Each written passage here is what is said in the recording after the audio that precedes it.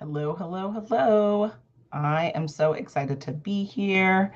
It is almost the end of March. I can't believe it. It's incredible, really incredible, incredible, incredible. So I hope that you've had a good not Mother's, Women's History Month. I'm already excited for Mother's Day. As you can probably tell, it's been a really busy month. Last month, if you were on with me last month, you heard that I had a couple of things that were kind of sad and challenging last month. I would say this month, since it's been a while, why not update each other?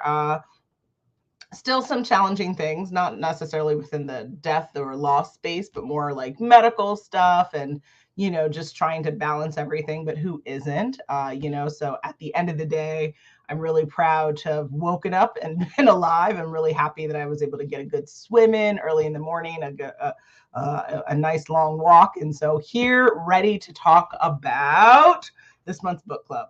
So if you were not already aware, we read Allison wins scotches in 20 years. So I want to dive right into the deck. I know you got things to do. I got things to do. So why not? And we will go. So for today, how we're going to run it, very similar each and every time, but nonetheless, I like to present and share the flow. So first, introduction, just to get a little bit more aware of who I am, Natasha Nurse, a book summary, and then lessons learned in the book, as well as words of wisdom, and then what comes next, and then why you should join the book club. And let's get into it. So introduction. So if you don't know who I am, Natasha Maria Nurse. I am, oh gosh, DEI professional, coach, speaker, blogger, man, mother, content creator, writer, author. I've been fortunate to have started Dress Roommate several years ago, and I've been published on many, many different platforms, as you can see, and then on the podcasting space done that coming on 5 years and with my husband, and we were this year a featured podcast on Podbean. We're now a featured podcast on Newsly, which is a really cool app that reads the news to you in human voice. So very interesting. And I guess the summary of who I am really comes down to being a woman of loud and proud and innovative voice and creativity. And I like to do that through the art of writing, through the art of communication, and also through the art of service, being able to be in a space and coach other women in how they can perform better in their careers or in their business. And with that, why do I do the book club? Well, why is reading so important? For me, I've been an avid reader since I was a child, and it's because my dad was and mom were really hardcore Jamaicans who wouldn't really tolerate anything else. But for me, it helps to do the following. I think as you get older, it sometimes can be a little bit hard to make friends and to connect with other people. And what I have found really comforting with books is books are always your friend, right? They never go away. There's always a space for you to have escapism, for you to learn something, for you to have connectivity. And even if it's within a fictional realm, it's still something for you. So if you've ever struggled with isolation, if you've ever felt like I don't know what to do with my time, I really encourage you to pick up a book, listen to an audiobook, and really dive into something that can really change your perspective. And so many things I've gone through in life, I'm so grateful that I had a good book to be able to hold me through it, because life can get challenging, as we know. We have to expand our horizons. So what's interesting about the human experience is that as human beings, we only learn when we're uncomfortable. We only grow when we falter and fail, right? So we have to be able to constantly invest time and energy. And thank you, Woken Free, and make sure that we're constantly pushing the boundaries. So when it comes to how you view bias, how you view sexuality, gender, career, finances, relationships, politics, money, like every segment of your life is an area of opportunity for growth and expansion. And so books really help do that. Next, if you're like me, or my husband who's watching, hello, Khalil. I would say that our creativity needs to be nourished and really fed into. And I have found, and I hope you feel the same way. If so, put it in the comments. Books help fuel that for me. Sometimes I read a story and I'm like, oh, that's such an interesting approach to this, or wow, I hadn't ever thought about XYZ. So really diving into how you view the world and how you create things in your mind gets stimulated, gets expanded when you pick up a book or listen to an audiobook and really keep it moving. And then guys, our noggin, we got to expand and stimulate the noggin. We have to constantly, right? If you ever have any concerns about, memory, or will I not be as mentally fit as we get older? Well, what are you doing to do something about that now? Are you reading every single week, every single day? What are you doing to stimulate your mind? So those are some of the important reasons why we should read. So with that, let's get into this book for this month's conversation, In 20 Years. I would say that for me, it was interesting. I wasn't necessarily like head over heels with the book. I've said this before, I really struggle with long books. This thing is a bit of a clunker, right? And it's like, could you have said this in half the time? Personally, I think yes.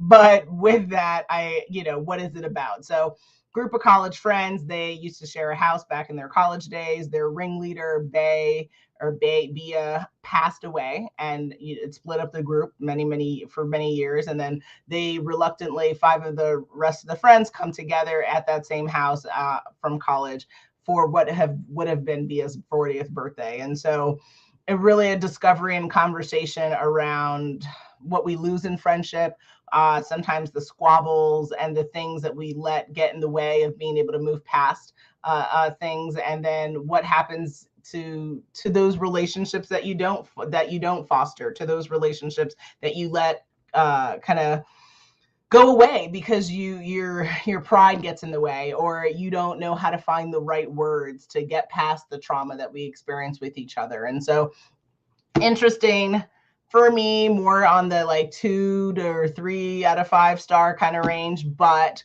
definitely I never discourage anyone from ever picking up a book and reading it. I always say, that I think it's important for us all to be able to make our own decisions. And so when I do book reviews, usually I will always recommend it, because I think that, again, I just want to encourage reading, but I want to hear other people's perspective. If I like something or dislike something, it is not an outright pass or go for someone else. So that's pretty much my stance when it comes to like book recommendations. Now, lessons learned, for me in my life, I would say friendships have been challenging to have. I definitely could relate to some of the narrative around having friends and having those relationships go away. And partially, I would say it's because of being a Virgo. I am a person who has high standards for what I want in my life, but also I imbue those standards onto those around me. And that can be very challenging. If you have Virgos in your life, then you are shaking your head in agreement.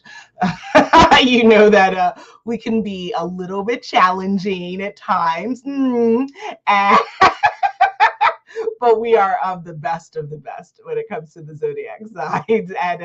And though we have to remember that friendship is precious. I have always, most of my life, have never had a lot of friends. And then for the friends that I do have, they become more like family to me, because it is hard to find people that you can trust. It is hard to find people that can relate to you and that you can share your life stories with, and they're not judging you, and that they also, even if they disagree with what you're doing or saying, it doesn't get in the way of you being able to have that relationship. And I haven't been able to always do that and be that for other people. For me, I'm on that active journey of judging less and really just being more honed in and focused on what I'm doing, what I need out of life, and how I can be of service to others that I impact through the body of my work or through being in each other's lives. And so life is short. We're going to die at a certain point. It's not if, it's when, right? And so for the friendships that you do have that are precious, really double down on those. 2022, through COVID, I think the preciousness of life became even more apparent to folks if they hadn't really had that on the top of their mind. So I think this book is another really great reminder there. Another thing to think about, friendships are complicated. It is really rare to have a friendship where it's just yes, yes, yes, yes, yes, and there's no disagreements or there's no frustrations that build up. You can love someone, but you might not love everything that they say, or that you might not love everything that they do. And so how do you grow through those complications? How do you communicate what you need and what you're not getting, or what you would like to see more of in our friendship relationship? So just, it's okay, right? It's okay to have complications in friendships. Sometimes that needs to be said so that people realize they don't have to let go of it or feel like this isn't for me, but maybe it needs to evolve to something that is going to be for you. So just want to put that in your spirit there. Also honesty, and I put this as a thing, because when we lie to ourselves and when we lie to others, we create a house of cards. And if you're a fan of the Netflix show, despite the drama with that one, I'll just leave it at that. A house of cards can easily fall. So I encourage people to create the safe standing that they need, which is a foundation of truth, not only with themselves, with those who they entertain in their lives. So whether that be through friendship, through family, through romantic, whatever, right? The lying, the playing games, it catches up with you. And especially in friendship, it can be more challenging to get out of a situation if we don't nip that in the bud. And then another last thing is, it's important to make time for your friends. Why? Because this I'm so busy and I'll hit you up later. That piece is where we can let 20 years get between when you saw someone last and the next time, they're in a coffin, right? Like, you're always going to be busy. There's always going to be something to do. Now that I'm a mother, I would say the level of multitasking that is required in life is remarkable, right? But at the end of the day, if you want to do something, you do something. When you have to go to the bathroom, you don't wait all day or wait 3 weeks to do it. You go ahead and do it. So if you want to actively maintain people in your life, you have to carve out time. You have to make sure that you're feeding into that relationship the same way that people are feeding into you. Otherwise, you risk losing those fundamental connections. And it doesn't take a lot to let people know that you're thinking about them. Literally, text messaging someone could be 5 minutes out the day, and you don't know how meaningful and important that text message could be. Literally, people will get a text message and not kill themselves, right? Like, it's sometimes people are really going through tough times in this world. You gotta, when you say you're a friend and you say, right, I'm your homie, you're my homie, then be their homie. Really be there and make that time and reorient your life to always think about, well, yes, we have 24 hours in a day. Sometimes it doesn't feel like a lot, but let's focus on what you need to do to be able to make the most out of that 20, and just be very strategic. I need to sleep 6 hours. So then that puts me down at, I'm not doing math on live. Someone put the math in there in the comments. What is that? 20 minus 6. Okay, that's your workable hours for the day.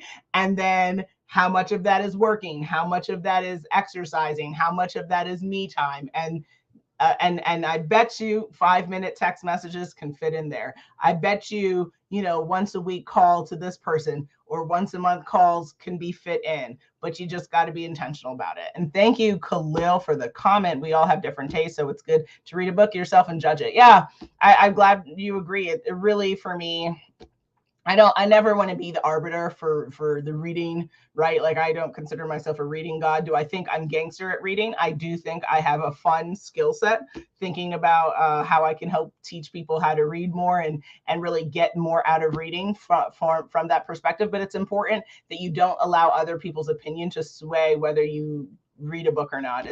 Make your own decision. I think hearing people out is cool because it gives you context, but it is definitely not like do or die. Words of wisdom. Friendship is important, part of every life, but it's not always easy to maintain. As long as you have intentionality, you can do the thing.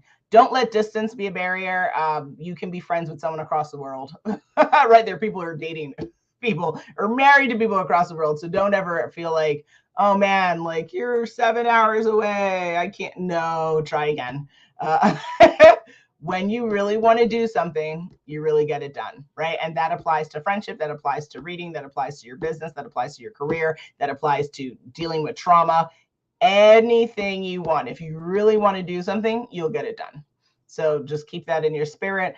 And then it's also just another thing, and I think this is important as we evolve and grow. And sometimes, you know, when you're trying to befriend people, they can be really different from you, or their lives can look really different from yours. That's okay.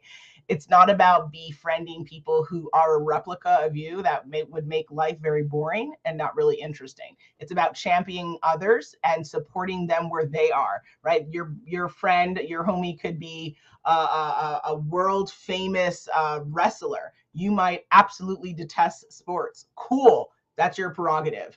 But how do you champion that friend of yours? How do you show up for them? And then, and vice versa, how are they showing up for you? So just things to keep in mind there. Next steps. So we are going to read this book by Loretta LaRouche. I hope I said that right.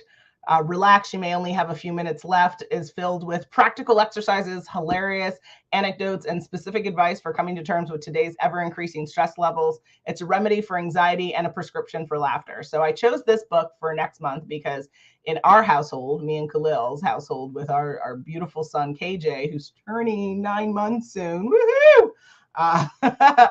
Yeah, we are constantly laughing. It is a riot and a half here. Whoever's looking to produce a television show with a very funny, deliciously adorable Black family, we're right here for you. Let's have conversations.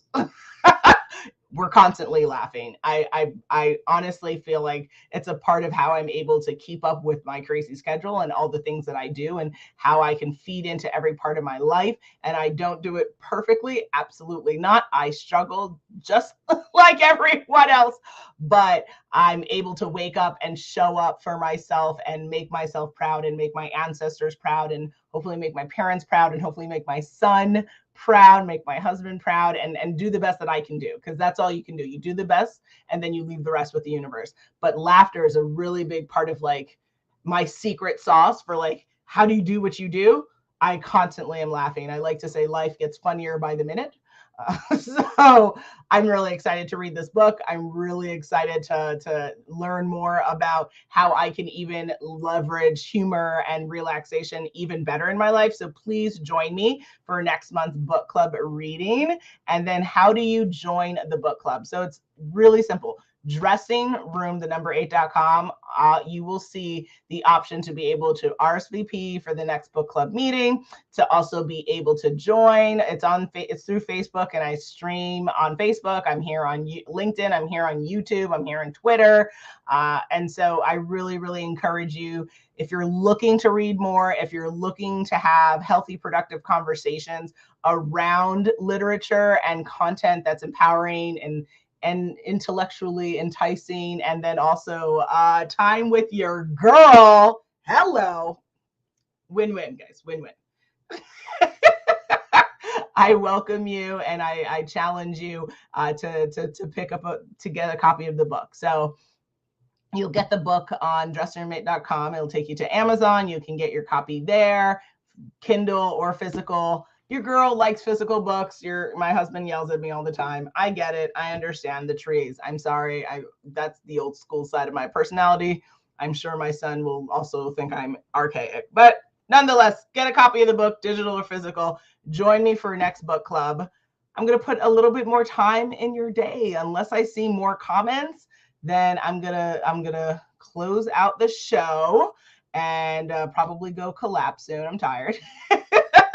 But I really enjoyed, for those who watched live, as well as if you're coming through on the replay and you have a comment, please put replay in your comment so I can support and answer anything that you have to say. Join me next month for the next book club. And I encourage you to have an amazing day. I encourage you to look forward and stay focused on your dreams, believe in yourself, and be hungry for everything you want, and go get them. You are amazing, and your birthright is abundance. It's said to you and brought to you by the law of attraction gods. So you can do this, guys. I'll talk to you soon. Thanks for joining. Have a wonderful rest of your day, and enjoy the rest of Women's History Month. Bye.